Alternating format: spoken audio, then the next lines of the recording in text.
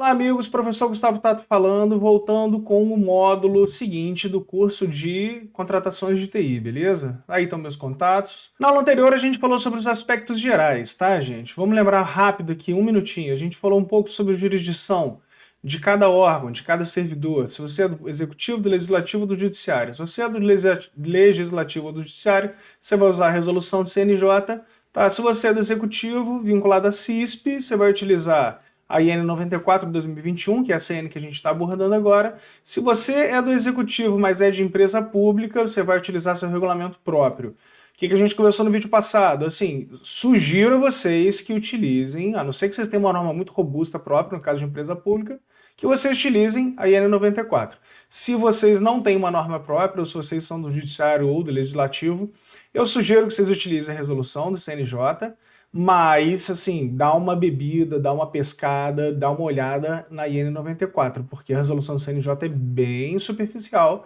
e talvez não vá permitir que você contrate uma coisa com muita segurança.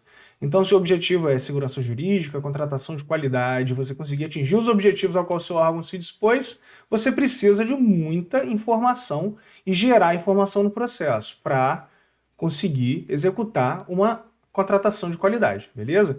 Então vamos passar hoje, a gente já falou sobre os aspectos gerais, não vamos voltar muito nisso, vídeo anterior. Hoje a gente vai falar sobre o planejamento da contratação.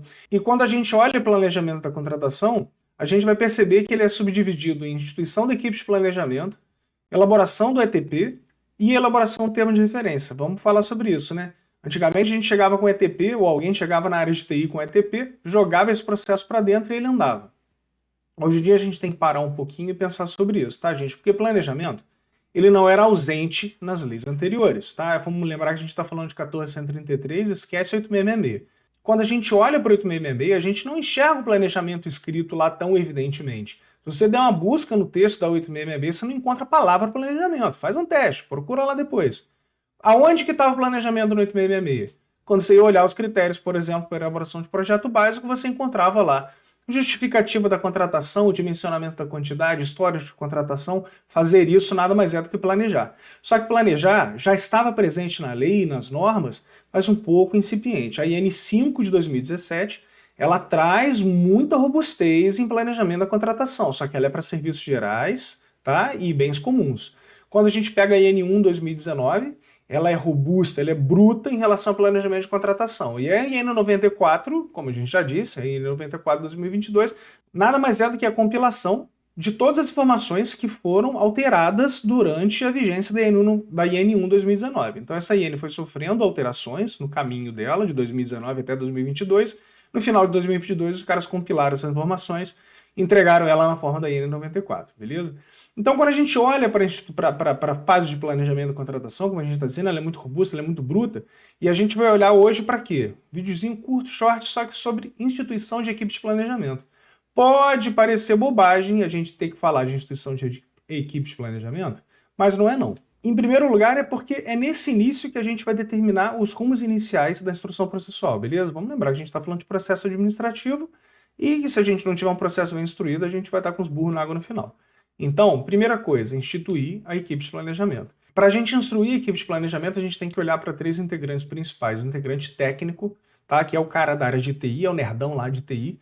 O integrante administrativo, que é o cara da burocracia. E o requisitante, que é o cara do negócio, é o cara que precisa da solução de TI que vai ser contratado, beleza? Então esses três agentes, esses três atores, a galera de TI fala muito inglês, esses três players da contratação, eles vão estar definidos quando a gente fala especificamente de cada um deles no artigo 2º, em que a gente tem as definições, em que ele fala da equipe de fiscalização do contrato. A equipe de fiscalização do contrato vai ser composta pelo gestor do contrato, que é a figura master ali de ordenamento do contrato, tá? Vai ter o fiscal técnico, que é o cara técnico da TI, da área de TI, ele tem que estar dentro da área de TI. Vai ter o fiscal administrativo, que vai apoiar o gestor, tá? Na verdade vai apoiar o processo todo, mas vai apoiar muito o gestor no que diz respeito a prazos de cumprimento contratual e das ações relativas à vigência do contrato. A gente vai ter o fiscal requisitante, que é o cara que pediu, é o cara que está na área negocial, é o cara que precisa da solução de TI, é o cara que vai utilizar a solução de TI comprada ou contratada, beleza? E você tem um fiscal setorial. Vamos dar um exemplo de fiscal setorial, por exemplo, você tem um contrato de outsourcing de impressão. As impressoras estão espalhadas por um campus gigantesco de uma universidade, por exemplo. Imagina o fiscal técnico do contrato ter que olhar para a universidade inteira procurando por impressora. Cara, não tem olho e abrangência que dê conta disso. Então você elege lá nas áreas finalísticas, na reitoria de alguma coisa, de pós-graduação, você elege um fiscal técnico. Você nomeia um fiscal, um fiscal setorial para ser aquele cara que vai chamar o fiscal técnico na hora que der problema na impressora. Alguém tem que gritar para o fiscal técnico que a impressora está com problema. Quem é essa pessoa? Tem que ter um ponto focal em cada área, gente. Não adianta virar um oba-oba, o setor de TI virou uma bagunça, o helpdesk que recebe essas chamadas virou uma zona danada, se não tiver alguém responsável. Então, o fiscal setorial é o cara que vai coletar as informações daquelas áreas finalísticas, tá, de grupos de pessoas, e vai transmitir essa informação ou para o helpdesk ou para o fiscal técnico, beleza? Então, o fiscal setorial é um agente importante que surge lá na N5 também, tá, gente? A N5 já vem falando de fiscal setorial, e a N4 2008 de TI também, anterior, e a N1 2019 também vem falando dessa figura do fiscal setorial, beleza? Quando a gente olha para o planejamento da contratação, então, a norma vem batendo algumas etapas. Por que eu falo para olhar para a norma? Por que eu falo para dar uma fugida um pouco da resolução e dar uma olhada aqui na IN 94 2002? Porque ela é muito robusta, porque ela vem detalhando muito bem as coisas que você precisa fazer para obter o sucesso na sua contratação e atingir a finalidade do seu órgão, que é a prestação de serviço público de qualidade, beleza? Então, quando você olha para a equipe de planejamento da contratação, ela elabora o estudo técnico preliminar, isso tudo é papel da equipe de planejamento. A gente vai falar depois sobre como instituir a equipe de planejamento. Mas essa equipe que a gente discutiu antes, gestor, fiscal técnico, fiscal setorial, fiscal administrativo, esses caras e o fiscal requisitante, eles vão, em grupo, definir essas estruturas, tá? Instituição de elaboração do estudo técnico preliminar, que nada mais é do que um estudo de viabilidade, a gente vai falar muito sobre ETP no próximo vídeo, tá? Elaboração do termo de referência. Então, essa fase de planejamento da contratação, baseado nesses atores, ela vai se cuidar, ela vai se preocupar com essas três figuras. Estudo, a equipe de planejamento vai ser instituída, vai cuidar da elaboração do ETP e vai cuidar da elaboração do termo de referência. E aí a gente precisa só pensar umas coisas aqui, tá, gente? A equipe de planejamento ela tem que cumprir todas as etapas do planejamento. Sim, não tem dispensa de planejamento, exceto, se você voltar lá no primeiro vídeo, no vídeo anterior, casos de dispensa de licitação por baixo valor. Aí você não precisa gastar uma energia administrativa tão grande para montar um processo que custa 3 mariolas, beleza? Então, assim, custou 3 mariolas, ou seja, está abaixo do limite de dispensa de licitação por valor, inciso 2º do artigo 75, você não precisa instituir equipe de planejamento e fazer essa lenga-lenga toda, tá? Agora, fora esses casos, inexigibilidade, dispensas fora do inciso 2º do artigo 75, formação de ata rígida de preço, adesão à ata de outros órgãos, tá? Contratação com verba de organismos internacionais ou outros organismos nacionais e contratação de empresa pública. Contratação de empresa pública, por exemplo, tem a licitação dispensada, mas não tem a planejamento dispensado. Você tem que fazer planejamento para contratar o SERPRO, para ter um serviço de e-mail, para ter um serviço de cloud ou qualquer coisa que o valha, beleza? Então não é dispensável planejar licitação, muito menos de TI. Tem que planejar, não tem para onde fugir disso. Quando a gente olha para uns casos assim, dessa questão de planejamento de contratação, a gente tem que pensar o seguinte, lá no artigo 9º ainda, que vem falando do planejamento, da equipe de planejamento, ele diz o seguinte, se a solução escolhida tiver nos catálogos de soluções de TI, e se for um software, você tem que utilizar todos os artefatos contidos no catálogo, beleza? Não dá para fugir disso. Não dá para fugir de utilizar os artefatos que tem no catálogo. Então presta sua atenção nisso, porque o catálogo basicamente é constituído por softwares, tá? Olhou, software, tá no catálogo, utiliza todos os parâmetros contidos no catálogo, não tenta inventar um parâmetro que você vai estar sobrepondo a norma. Em relação às fases de planejamento da contratação, ainda falando sobre instituição de equipe de planejamento, tá, gente? A gente não está falando de estudo técnico preliminar ainda. Vamos chegar no ETP. Calma, sem ansiedade. A gente está falando de instituição de equipe de planejamento. O que a equipe tem que fazer e aonde a equipe age. Tá? Então, olhando para as fases da instrução processual anteriores ao ETP, ou seja, você ainda está formalizando a equipe que vai cuidar daquele caso, daquela solução de TI a ser contratada, a primeira figura é a do requisitante. O DFD, gente, vamos prestar atenção nisso. Quando a gente olha para a IN1 2019, ela tinha a figura do documento de oficialização da demanda. Quando você olha para a IN5 2017, ela tem o documento de formalização da demanda. São os documentos que dão início, que dão pontapé do contrato. Quando chega a IN94 2022, os caras fizeram uma alteração. Essa alteração é por quê? Porque todos os sistemas relacionados ao Comprasnet utilizam a figura do documento de formalização de demanda como instrumento inicial de contratação. Então você tem que registrar no seu plano anual de contratação, por exemplo, que agora chama plano de contratação anual, na verdade, trocou a letra, você tem que registrar os DFDs das demandas que você tem para o ano subsequente.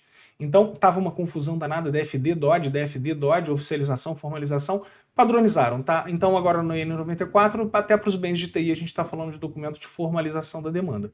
O requisitante, portanto, o cara da área negocial, o cara que precisa da solução de TI, ele vai fazer o documento de formalização da demanda, ele vai ver um alinhamento dessa solução que ele precisa com o PDTI do órgão, sempre contratação de TI tem que estar alinhado ao PDTI, falamos disso no vídeo anterior, e a área requisitante vai indicar quem é o integrante da área requisitante. Gente, perceba uma coisa, tem um CPF aí, tá? Tem um CPF, uma matrícula de uma pessoa que vai atuar como requisitante. Quando a gente olha para a área de TIC, para a área de TI propriamente dita, o requisitante enviou esses documentos para a área de TIC. A área de TIC, primeira coisa que vai fazer, olha, ih, tem um erro de português lá, tá PCTI, ó. PDTI, tá, gente? Então, a área de TIC vai olhar se de fato aquela solução de TI está alinhada ao PDTI e vai indicar o integrante técnico, ou seja, o requisitante faz seus documentos, indica o integrante requisitante, a área de TIC faz seus documentos, revisa os documentos e indica o integrante técnico. A área de TIC olhou para o processo, enxergou o alinhamento, tanto estratégico quanto com PDTI. Indicou o integrante técnico, manda para a autoridade competente. Quem é a autoridade competente no seu órgão, não faça mais porca ideia, vai depender da estrutura regimental do seu órgão, tá, gente? Vai ser um diretor de administração e finanças, um diretor de gestão, ou até o próprio coordenador de TI, dependendo do status que a TI tenha no seu órgão. Aqui no meu órgão a gente tem uma diretoria de administração e finanças, que é o nosso ordenador de despesa, que é a nossa autoridade competente. Então a área de autoridade competente ela vai indicar o integrante administrativo, que vai dar suporte ao gestor na condução do contrato, ele vai emitir uma decisão motivada sobre o prosseguimento do processo. Ele tem que dizer, gente, tá? Pode ser um parecer referencial que sirva para ser replicado em todos os tipos de contrato, mas tem que existir um documento dele dizendo, tá joia, a licitação pode seguir o curso dela, e a autoridade competente vai publicar o ato de instituição da equipe de planejamento. Percebam, estamos falando de equipe de planejamento. Olha o tanto de coisa que tem que fazer para nomear as pessoas que vão fazer o estudo de viabilidade sobre aquela contratação, sobre aquela aquisição, tá? Então a autoridade competente vai dar esse último pontapé indicando um ato que institua essa equipe. O documento de formalização da demanda que a gente está conversando, gente, ele tem que ter algumas premissas, ele precisa obedecer a alguns critérios mínimos que não podem ser dispensados. E vamos combinar que a gente está falando da documento de formalização da demanda, é o requisitante, é a pessoa que vai utilizar aquele bem ou serviço de TI, que é a área negocial. Primeira coisa, justifica. Para que você quer esse software? Para que você quer esse pendrive? Para que você quer esse ativo de TI que você está tentando comprar? Fundamental que você se justifique, tá? E depois de você se justificar, você faz uma descrição sucinta. Assim, não vai fazer uma descrição exaustiva do objeto. Quem vai fazer a descrição exaustiva é a equipe de contratação. A gente está falando de documento de formalização da demanda. Requisitante. Requisitante não tem conhecimento de causa, a não ser que ele seja da área de TI, para fazer uma descrição exaustiva. Então ele vai fazer uma descrição sucinta, ele vai ver a quantidade do que tem que ser comprado, baseado nas unidades e baseado no histórico de consumo do órgão sobre aquele tema, sobre aquele bem ou sobre aquele serviço. A estimativa preliminar de valor, por que preliminar? Porque quem vai fazer a estimativa a contento, inicialmente vai ser a área de TI, porque vai ter que olhar para o catálogo de soluções, ou vai ter que a equipe de planejamento junta fazer a estimativa do valor. Nesse momento a gente está falando de uma estimativa preliminar, a gente tem ordem de grandeza. Ordem de grandeza para tomada de decisão. Lembra que a autoridade competente não vai ter que dar prosseguimento à licitação? Aí no documento de formalização da demanda o cara colocou que aquele troço custa 1 milhão. Cara, a autoridade competente dá uma canetada ali mesmo, ninguém mais gasta energia. Olha só, não é viável essa contratação porque a gente não tem 1 milhão. Então volta o documento para requisitante, senta na fila e fica ali com o seu banquinho aguardando, beleza? Então não tem porquê fazer uma descrição pormenorizada da estimativa de valor, mas tem que prever a ordem de grandeza, tá, gente? 10, 100 mil, 1 milhão, do que a gente está falando? Outra necessidade do documento de formalização da demanda é a indicação da data, quando a gente precisa que aquele serviço se inicie. Se você está falando de um The Helpdesk que termina o contrato dia 31 de dezembro, o contrato novo tem que começar dia 1º de janeiro, fora o período de transição contratual. Então, vai ter que olhar para a data em que você precisa que aquele serviço inicie, tá, gente? Ou que você precisa daquele software, porque o seu AutoCAD, por exemplo, tem uma data de validade e ele termina em 3 de novembro. Porra, dia 4 de novembro já tem que ter um AutoCAD novo funcionando, não dá para não ter. Então, sempre a data de necessidade ela tem que vir expressa no documento de formalização da demanda. Gente, presta atenção na coisa. DFD serve para tudo, para TI, para bens e serviços comuns, para bens e serviços de engenharia, para bens e serviços especiais, tudo você vai ter que preencher um DFD. Então isso que a gente está falando aqui também serve para as outras normas, beleza? Grau de prioridade, tá, gente? Grau de prioridade é o quê? Uma metodologia escolhida pelo próprio órgão que é relacionada à gestão de risco. Então ela vai relacionar as suas necessidades como prioridade baixa, média e alta. Aonde vai estar isso? No PDTI. Porque o PDTI, que é o Plano Diretor de Tecnologia de Informação, ele vai prever as demandas em função da temporalidade e do risco de não ter aquele bem ou aquele serviço, ou aquele ativo de TI. Então, a metodologia de prioridade é a escolha do seu órgão, tá? E depois você tem que indicar a vinculação desse DFD que você está fazendo com outro DFD. Vamos dar um exemplo rápido aqui para vocês. Eu preciso construir eu preciso fazer um contrato de outsourcing de impressão, por exemplo. Beleza, eu tenho um campus gigantesco, ele tem 60 edificações, e eu vou ter que colocar a impressora nas 60 edificações.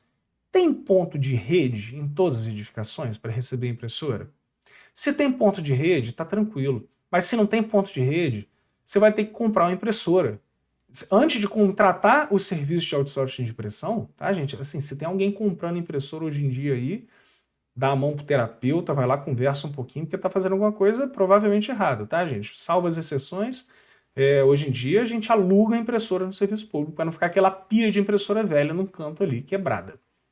Porque a manutenção de impressora é muito cara. Então, assim, para fazer um serviço de outsourcing de impressão, você tem que ver se você tem ponto de rede naquele local. Você tem que saber se tem papel no seu órgão. Parece bobeira falar disso, a gente extrapola, a gente transborda a área de TI, mas de que adianta ter um monte de impressora top ligada na instituição inteira se não tem papel para imprimir? Se não tem ponto de rede para alimentar essas impressoras, porque todas funcionam em rede.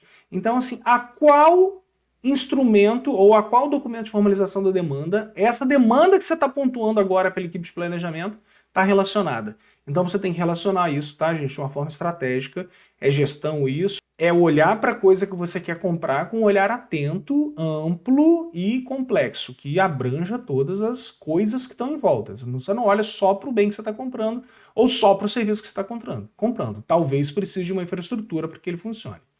A última coisa é o nome do requisitante da área técnica responsável por essa demanda. Lembra? Documento de formalização da demanda, para a gente mandar lá para a área de TI para ver se eles vão aprovar e dar sequência, tem que ter o nome de alguém, tem que estar vinculado ao nome de alguém, a gente vai entender já já por que tem que ter isso.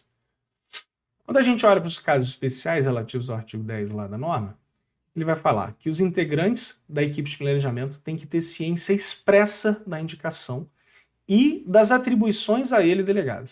Ô, seu fulano de tal, você é o integrante da equipe de planejamento responsável pela parte administrativa. Cara, você tem essa e essa atribuição. Tem que estar expressamente contido no documento. Outra coisa que pode ser feita por parecer referencial. Cria um documento referencial dizendo qual é a delegação de competência do gestor, do integrante técnico, do integrante administrativo, do integrante requisitante, do integrante setorial. E depois, na hora de fazer a instituição da equipe, você só dá nome aos bois. As competências já estão elencadas no documento referencial que você criou. Então, isso é uma dica para facilitar a vida de quem está aí na ponta da linha, tá? Uma outra coisa importante, aí vamos chegar num fio da meada interessante aqui, tá, gente? Os papéis não podem ser acumulados, exceto o de integrante técnico e requisitante. Vamos explicar isso aqui. Tem um princípio na nova lei, na 1433, que ele vem lá, elencado no rol de princípios do artigo 5º, que é o seguinte: segregação de função. Se a gente não está olhando para a segregação de função, a gente está fazendo alguma coisa muito errada. Então a norma ela vem falando muito claramente, tá? Manifestamente sobre segregação de função. Então, quando ela diz que não pode acumular função na equipe de planejamento, o que ela está fazendo? Segregação de função. Ela tem que delegar papéis diferentes para atores diferentes. Por que ela abre uma exceção para requisitante e técnico? Porque às vezes o bem que tem que ser contratado ou o serviço que tem que ser contratado é da própria área de TI. Então, eventualmente, a área negocial é a própria área de TI. Então, é ela que vai demandar, por exemplo, a aquisição de storage novo. E aí o integrante requisitante vai ser a mesma pessoa que o requisitante técnico. A questão é, isso tem que ser feito excepcionalmente mediante justificativa, tá? Não dá para simplesmente indicar o cara. E aí, fica chatinha a norma e daqui a pouco a gente vai melhorar um pouco essa chatice, porque ela fala o seguinte, para você indicar o integrante requisitante, sendo a mesma pessoa que o integrante técnico, você tem que justificar e mandar para o órgão de governança digital, para a entidade, para a instância, para o comitê que tem lá no seu órgão, tá? Então, chatinho, mas a gente já vai resolver. A gente já vai resolver esse problema, fica tranquilo. E deve-se muito menos indicar a autoridade da área máxima da área de TI para compor a equipe de planejamento. Isso também tem que ser feito isoladamente, em casos excepcionais e mediante uma boa justificativa. Por quê? Pelo princípio da segregação de função. O cara é responsável pela área de TI, na verdade, ele tem uma visão sistêmica, ele está olhando para o todo, e ele não pode olhar para o caso particular específico, porque senão ele vai estar participando de uma coisa que ele vai fazer a gestão depois. Então é isso, gente. O gestor da área de TI não se indica que ele faça parte da equipe de planejamento, por mais difícil que isso seja. E aí, eu vou pegar lá a Lindb, não sei se vocês já conhecem, se vocês não conhecem, cara, assim, é um instrumento muito legal, que eu acho que todo mundo tem que dar uma olhada nele. Infelizmente, minha cabeça ficou na frente do contrato, mas do slide, mas já vou resolver isso. A Lindb, ela é um decreto-lei, tá, gente? Ele é antigo, 1942, mas ele foi alterado em 2018 para trazer uma segurança jurídica para a gestão pública, para a administração pública. Ele vem no bojo da modernização da administração pública através da reforma gerencial, que já começou lá nos idos de Fernando Henrique Cardoso, tá, gente? Então a gente está falando da coisa de 95, 96, 98. A Lindb, ela traz o seguinte, ela protege o gestor público. Por quê? A não ser que seu órgão seja enorme e tenha uma governança muito bem implementada, você vai ter uma dificuldade muito, muito grande de segregar as funções da forma como a lei manda. E para a gente não trabalhar sem segurança jurídica, o que a Lindb fala? Eu vou me dar uma ajeitada aqui para caber o slide. Que ele fala o seguinte, para interpretar as normas sobre administração pública, você tem que olhar para o caso real. Tá aqui, ó. Até dei uma chegada boa pro lado aqui, ó. Tá bom? Então, qual que é a questão disso? Para você interpretar a norma pública, você tem que olhar para o caso concreto, para as dificuldades a que o gestor foi imposto e pela necessidade de atingimento de uma política pública. Então, assim, imagina olhar para um hospital e dizer para o hospital não compra determinada coisa se você não tiver uma governança perfeita e não conseguir segregar perfeitamente as funções da sua administração. Enquanto isso, o paciente está morrendo, esperando o gestor conseguir designar quem vai ser o fiscal administrativo. Cara, quem trabalha em serviço público sabe que às vezes a gente troca o pneu com o carro andando. É isso. Então, por que eu estou colocando a Lindb aqui para vocês? Porque é uma norma protetiva para o gestor público, tanto para a autoridade competente quanto para quem está na ponta da linha, gente. A gente tem que olhar para a Lindb com muito carinho e pensar a qual realidade eu estou sendo imposto para atingir a missão e ao serviço público que o meu órgão presta. Dependendo da demanda que lhe for imposta, você vai ter que fazer adaptações na norma. Eu desconheço um órgão que nunca precisou fazer adaptação à norma. O que vai mudar é o tamanho da adaptação. E quando a gente joga isso para estados e municípios que estão aí nesse período de transição para a nova lei de licitações, eu acredito que com um pouco mais de dificuldade que os órgãos federais, a coisa fica mais complicada ainda, porque falta gente. No próprio órgão de trabalho de Jardim Botânico falta gente, a área de TI é uma área pequena, numa área gigantesca. Então, num contrato a gente coloca um para ser técnico, outro para ser requisitante, no outro contrato inverte isso. E às vezes faz sobreposição. E aí você imagina toda vez que você tiver que fazer a sobreposição de fiscal requisitante com fiscal técnico, você tem que ir lá no Comitê de Governança Digital pedir benção para os caras, sendo que eles se reúnem de 6 em 6 meses.